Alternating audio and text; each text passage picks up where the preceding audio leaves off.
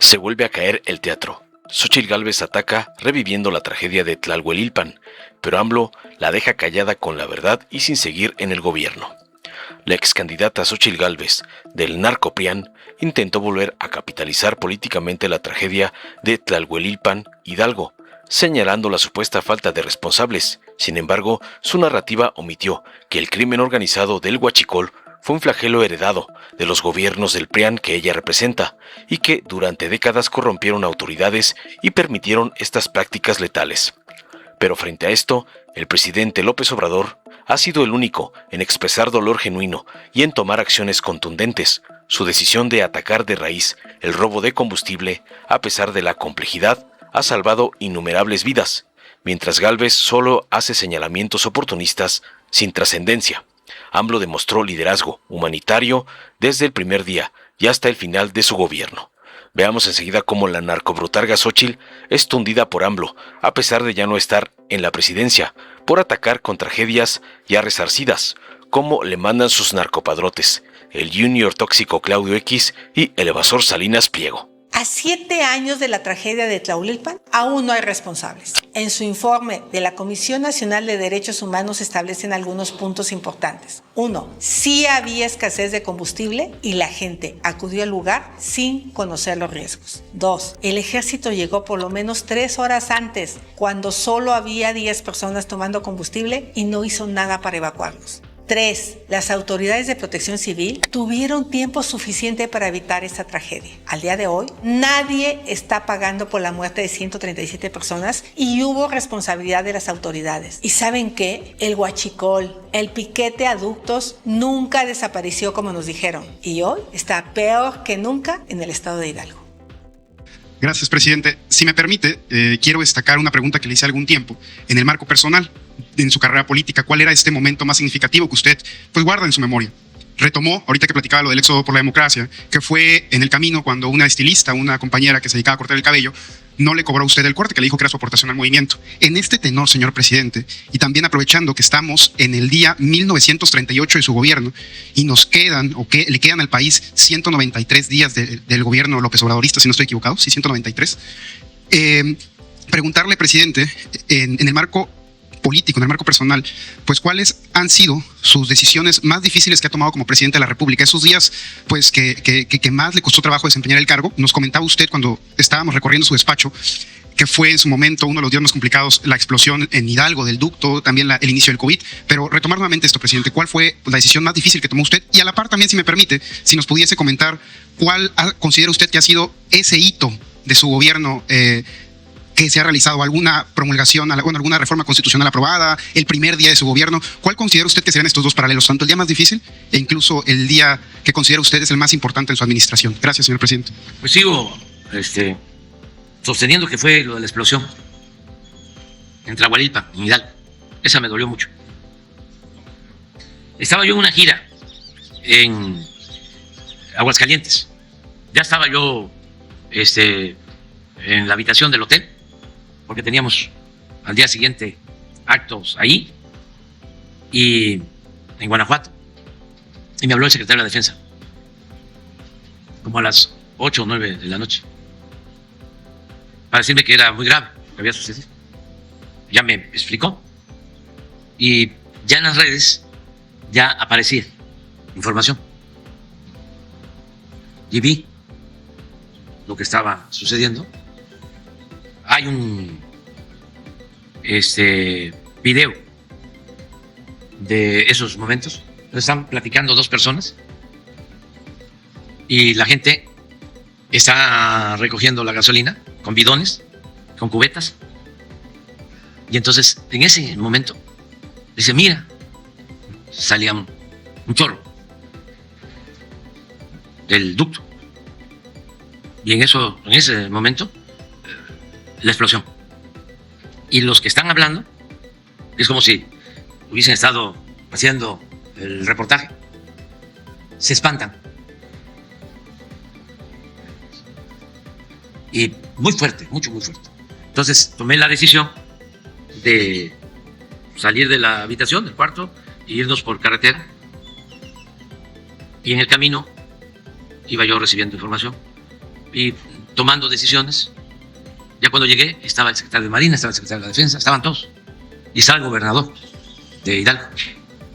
Pero fue dolorosísimo. Luego, pues uno hace todo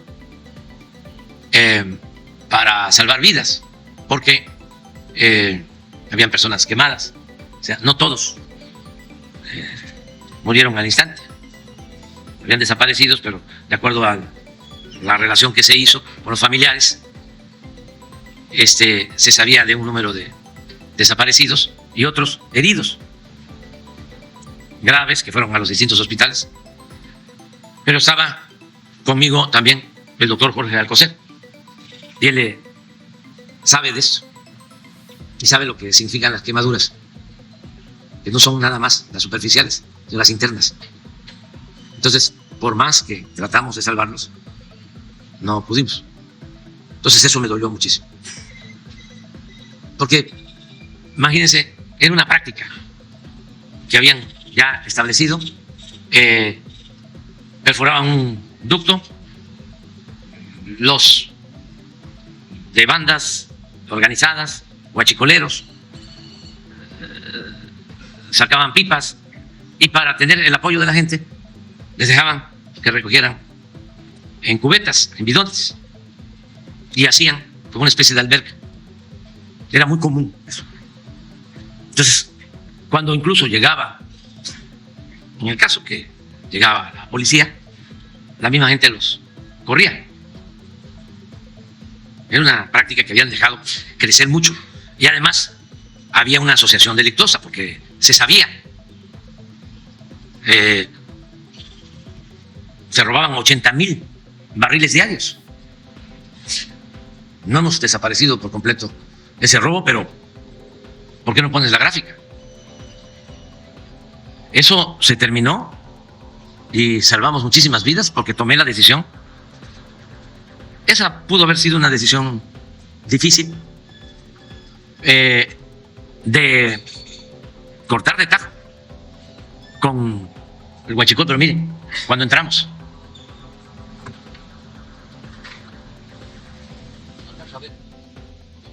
este es noviembre, ¿verdad? Sí, noviembre. Yo entré en diciembre, primer mes, mire, y tomé la decisión aquí, en diciembre, y cerramos ductos y desplegamos marinos y soldados. Y aquí hubo un bloqueo muy fuerte porque nos estaban rompiendo algunos ductos y nos quedamos sin combustible, como 10 días. La gente hacía colas y aguantó la gente, porque les pedí que nos ayudaran, y jugaron los guachicoleros a las vencidas y les ganamos. Claro, de inmediato, la secretaria de Economía de entonces, la directora del SAT, la secretaria de Energía, se fueron a Estados Unidos y compramos, no sé si 680 pipas, que por ahí andan. Lo más pronto posible se entregó esa flotilla al ejército y empezamos a mover combustible con pipas para resolver. Pero miren cuántas vidas se salvaron, porque eso hubiese seguido sucediendo por todos los riesgos que implica.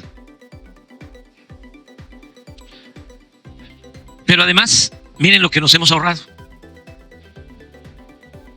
317,000 millones de pesos.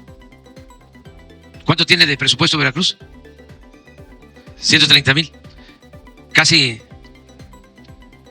más del doble. 2 años y medio de presupuesto de Veracruz.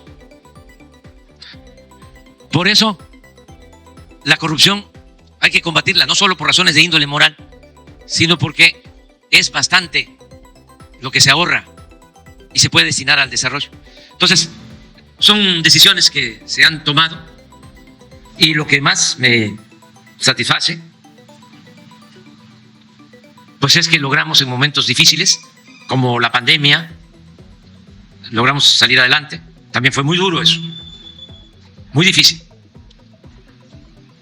Estar escuchando todas las noches, día y noche, en las ambulancias,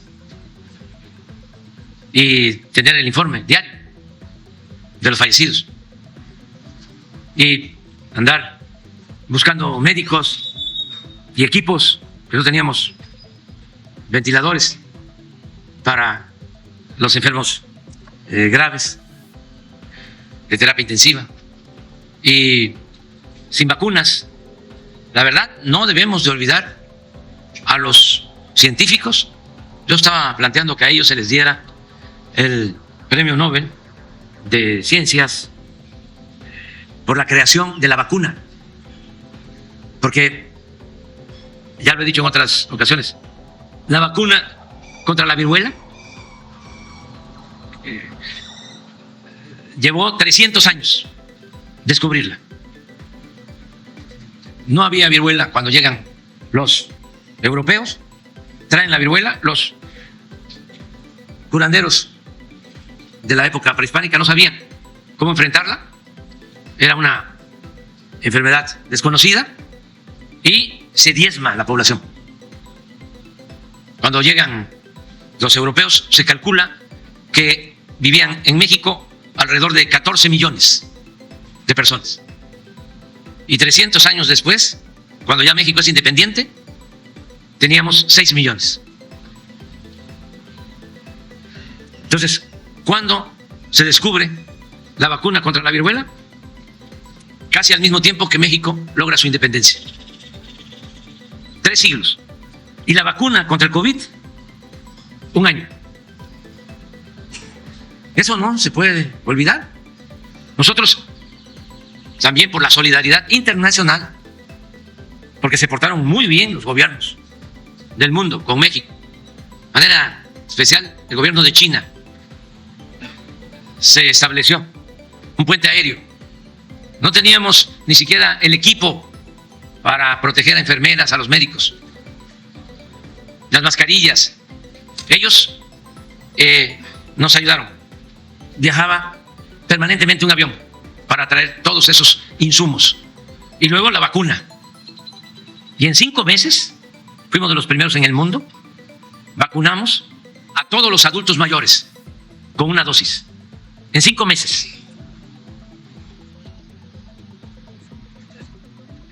Son momentos pues muy difíciles y salimos adelante, y nuestra economía ahora es muy fuerte. No sé qué pasó, pero aun cuando la reducción de la tasa de interés ayer que decidió el Banco de México, que es autónomo, fue de 25 puntos, punto 25, muy poco, fue un atrevimiento.